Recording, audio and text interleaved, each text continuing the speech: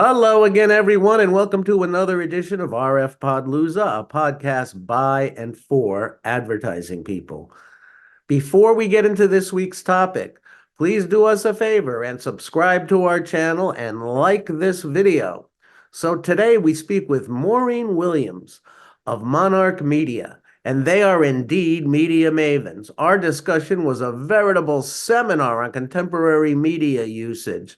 We discussed topics such as the transition from traditional to digital media, the future of traditional media, the future of radio, a primer on programmatic media, and how Monarch uses our feature, Partner Up, to better their new business development process. And most of all, she gave us an outlook for the media landscape in 2024. And all I have to say about that is hang on. So let's not hesitate. Let's meet Maureen.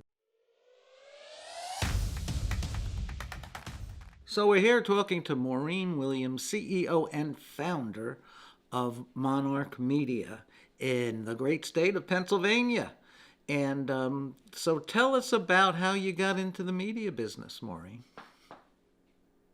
Well, I had a retail background, had transferred out to South Central Pennsylvania for retail, and within a year, the position was eliminated. So I wound up in sales for a local cable ad sales company, and eventually was recruited by the ABC affiliate in Harrisburg. And I worked there for 6 years, but I was kind of frustrated, like I could only help my clients with just a piece of the puzzle in their advertising. And so I got into media buying and I haven't looked back. So was that must have been the impetus for you beginning Monarch Media? Yes, yeah. I did work for an upstart media buying agency. I worked there for a few years, decided I wanted to dip my toes in the full service ad agency for a couple of years. When I decided my heart really was in the media buying, in the research, in the analytics, and helping clients solve problems. So I literally stretched my wings in 2012 and formed Monarch Media Solutions as it is today. There you go.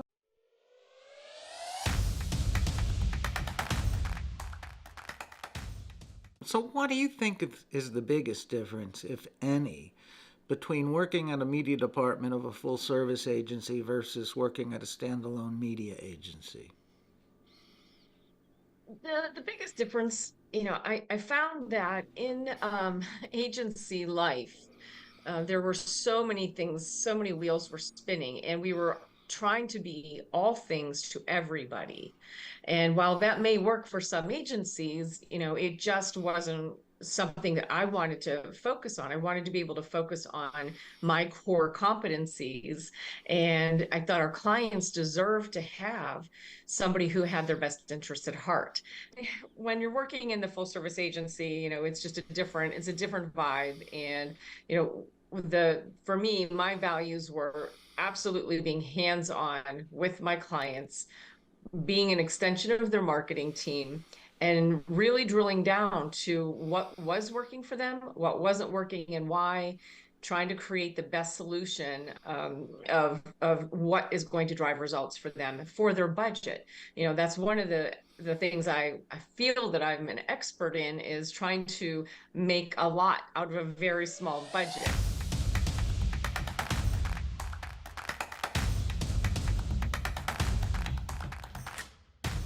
So one of the things that I think is interesting about your career is that you basically started with more traditional media, as many of us did. Yes. And so you've lived through the transformation from traditional media to digital media. And can you tell us a little bit about that and how it affected you and how it changed the marketplace? Absolutely. Well, like I mentioned, I had a video background in both cable ad sales and broadcast ad sales. But when I got into media buying, we literally had like the key four media that we did analytics for. We had broadcast television and cable. We had billboard. We had radio, broadcast radio, and we had newsprint. So those are like the four main areas where we put our clients' advertising budget. But even then, we were seeing trends where newspaper was starting to drop off, and the importance for doing more in like broadcast was becoming important because then that was the cycle. People were drifting from print and going into other media. I mean, we had a lot of clients that were spending ridiculous amounts in yellow pages Yeah, advertising. remember them? So think about that, right? Like, how long ago is that? It doesn't even exist today. Now it's It's called the Google evolution AdWords. of media. Yeah. What's that? Now it's called Google AdWords.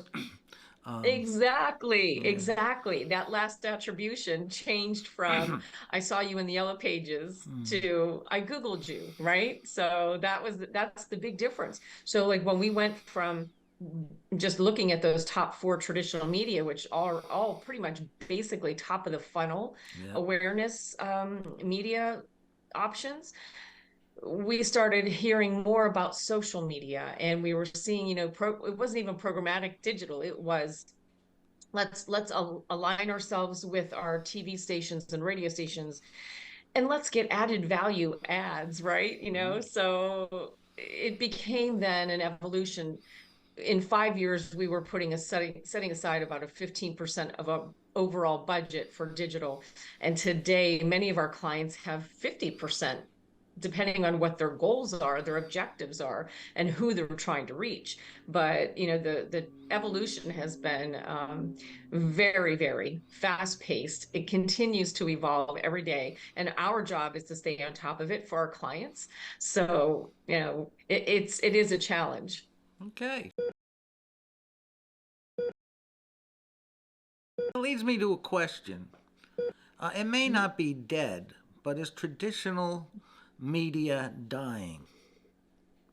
I mean, I look at the when I'm in the city, I look at the New York Post and New York Daily News, which have almost become brochures or pamphlets, and they used to be these, yay thick. So is traditional media dying in a certain respect?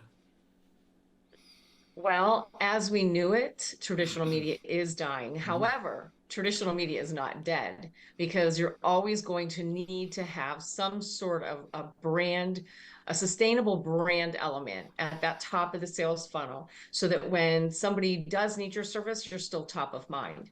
Without that, even if it's a small portion, it has to be a part of the equation, or you're like, how are you going to drive the people to you, right? Yeah. Like, how do you drive people to the bottom of the funnel conversion to recognize your brand name if you don't have that top of mind awareness in the process? Because the consumer's path to purchase is recognition Sure. first, right? Like, I may not need new glasses today, but if I sit on them tomorrow, I'm going to be like, what was the name of that glass company that did the 60-minute repair?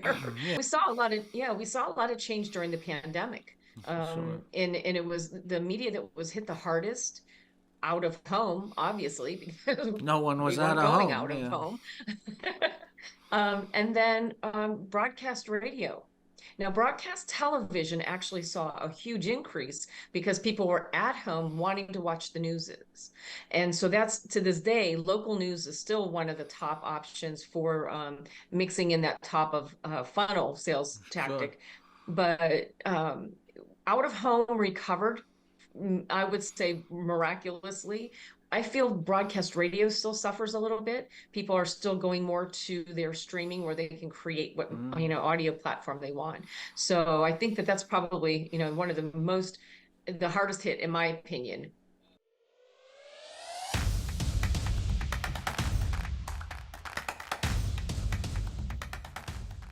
The future of radio is difficult to figure out. And I have a close spot, warm spot in my heart for radio because I started in college radio. And Mhm. you got terrestrial radio, but now they all have web presence, so I could listen to a New York station in LA if I wanted to. You got satellite radio, which I have in my car, and I love it because when you're going on long distances, you don't have to go searching for stations. Then you got the pure streaming services. So, do you have any idea on how you think it might shake out? Oh, that's a good question. I just had a conversation last evening with somebody who they have an app that they can tune into a radio station anywhere in the world simply by spinning the globe on their phone. Oh, really? And they'll land up in Thailand Mhm. listening to a radio station. He said it's really kind of funny. He was listening to a station in Europe. I think it was Ireland or something. There was a country western station, like an American country western That does station. not So surprise I me. guess all the the expats need to have it. So, but yeah, I mean, where does it leave people? And I think a lot of it is because we want to reach the right people the right amount of times with the right message in the Yeah. right place. So when you have the audience intelligence like is available today, you can just find who you want to reach, Yeah. and then you put it out there. And in the satellite, in the digital audio worlds, whether it's iHeart, whether it's smart speakers, whether Yeah. it's Pandora, Spotify, you put your genre of who you want to reach, what audience demographics you want, what interests you want. It's basically programmatic radio, right? Sure. So we just put it out there, and whoever is our target, we don't care who and where they're listening, and we don't care what type music they listen to anymore. So what's important is that we capture them and the impressions.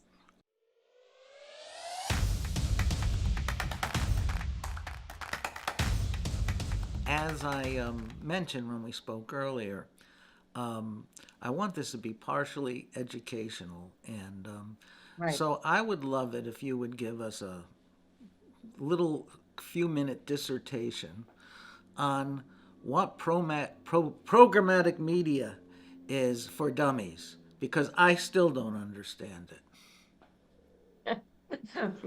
Well, programmatics, when the buzzword first hit, probably, I don't know, 10 years ago, I don't think anybody knew what it meant then. They really truly didn't compared to where it is today. And so basically what we're trying to do is find the ideal persona of who the client is trying to reach so that their message isn't wasted on the wrong audience, right? We want to have a higher conversion. So by using the audience intelligence, and putting their display ads, their video ads, their messaging out across the streaming video on OTT, the over the top, Sure. the connected televisions for the cord cutters, whether it's the radio, the streaming Pandora, or your Echo Dot Alexa speaker. Mhm.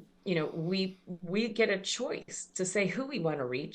So rather than just doing like remember the old spots and dots Yeah, saying, yeah. if you've been in media for many years, like, okay, I'm going to buy the 6 o'clock news on my local TV station. Well, now you're saying, I want to reach Sally Yeah. at, who's this age, this household income. She likes to shop for retail and happens to like red shoes. Yeah. and and now I'm going to put her out there everywhere. And now Sally's not only in the local 6 p.m. news, she might be on digital streaming programming. She might be on streaming radio. She's going to be found in multiple places.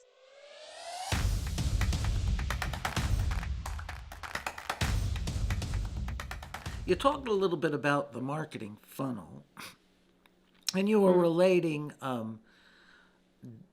the fact that the traditional media probably fills the top of the funnel. What type of media vehicles do you use to work people down the funnel? Well, gosh, there are so many options out there today. And, when we look at the top of the funnel, that's your non-targeted media.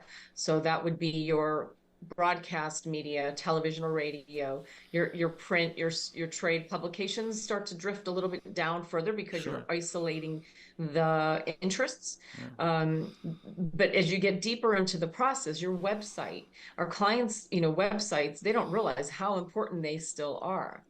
You Well, think sure. back to when Facebook first launched, businesses thought, I don't need a website. I've got a Facebook page.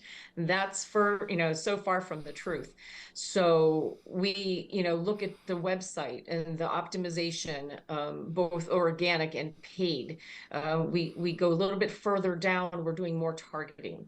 So the further down into the funnel, like mid funnel range, you're doing targeted mail, targeted emails. You're doing a little bit more in your search engine, but not the high, like not the pay-per-click. As we get, we also are doing our video, our streaming video, our OTT, and our streaming audio. We're defining an audience, we're defining who we want to reach, and we want to be a little bit more granular. Towards the bottom of the funnel, when people are searching now, that's where you have your digital, your programmatic, you have like everything that's going to have a person searching for you online in the moment. And it can include YouTube, and it includes Google, Yahoo, Bing. So we need you to be at the bottom of the funnel. What role does remarketing play in the funnel? And what role does it play in general? I guess it's a double-edged sword. A lot of marketers love it, a lot of consumers don't. And when I put different hats on, I feel different ways about it. That is a really great point, because at first we didn't realize what was happening. If as a consumer, we didn't understand that it was something as obvious as I was just searching for those red shoes, and suddenly I'm seeing my red shoe ad all over the place. What's great about remarketing is that a lot of people are searching.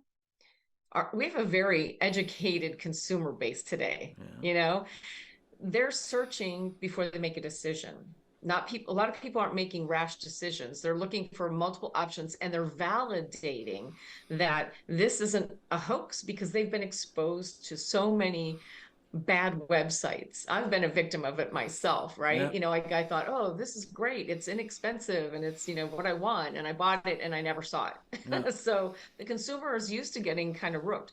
So when they're not deciding and they're on the fence, that's where the remarketing comes. Because if they've gone to your website, they've checked you out, but they're not sure. So now they're gone to, look at Amazon, or maybe they're, on a news online. Maybe they're playing Words with Friends. Who knows what they're doing? When they see that ad come the second time, it makes them go, huh, I wonder why I didn't do that. And then it just, water on the rocks. Yeah, sure. And most of our campaigns with remarketing, we make the second touch with remarketing, we make the frequency not be too high, because it does get annoying, right? And we don't want to have a negative experience for the consumer. So we try to cut that off before their ears and eyes are bleeding. Another way of asking a question that I asked earlier, the one about traditional media,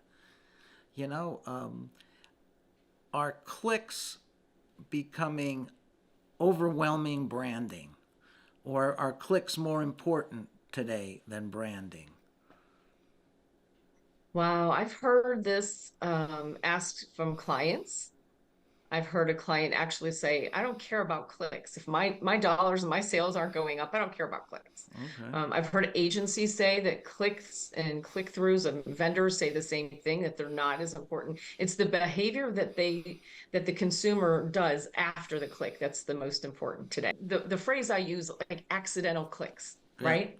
So picture yourself on your mobile device, and you're playing your little game, and that little ad that's on the bottom, you didn't want to click on it, you clicked on it by mistake, right?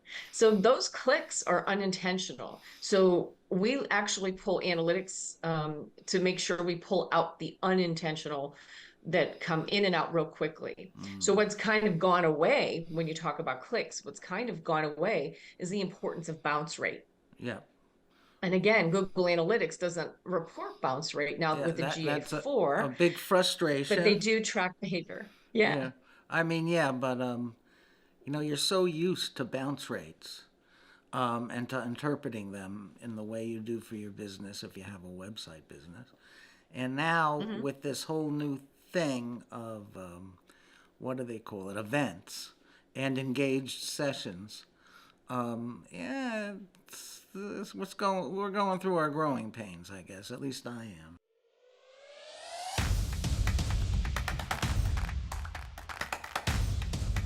So, one of the things that I'd love to hear your viewpoint on is 2024 is upon us. And what do we have in, what does 2024 have in store for us? That's the million dollar question. I am telling everybody, get your seatbelts on. It's going to be a roller coaster ride. In the media platforms are going to be wild. Primarily broadcast media gets hit the hardest with the battle for the political ads. You know, we've got a major presidential election in 2024. Later in the summer, we have the Olympics, actually. So the political ads are not just going to be happening during what we refer to as a political window. So the political windows usually would open up, 4 weeks in the spring and 6 weeks, even 8 weeks in the general election, and that's where that's where the media starts to get a little bit bumpy, and the local advertisers who have been loyal to the media for all these years, it doesn't matter because the political spends are just going to be driving rate, and they're going to be driving inventory, and it's going to be cause marketing. It's going to be a little bit wild. So we talked to our clients, asked, to plan early with other factors going on today, where fourth quarter has been kind of soft. Third quarter was soft for some of our home products clients, like those who were providing services such as roofing or construction or, interior products. Like they saw a really soft third quarter, which scares them going into fourth, right? Yeah. But we're asking them to not cut their budget in 2024 because they're going to need to have more just to get above the clutter. Yeah. So, let us help and navigate. That's what we're saying. Let us navigate it for you. We know what we're doing, right? Sure. And well, it'll be interesting. Lots of things Yeah. going on. Not only the elections, but as you said, the Olympics.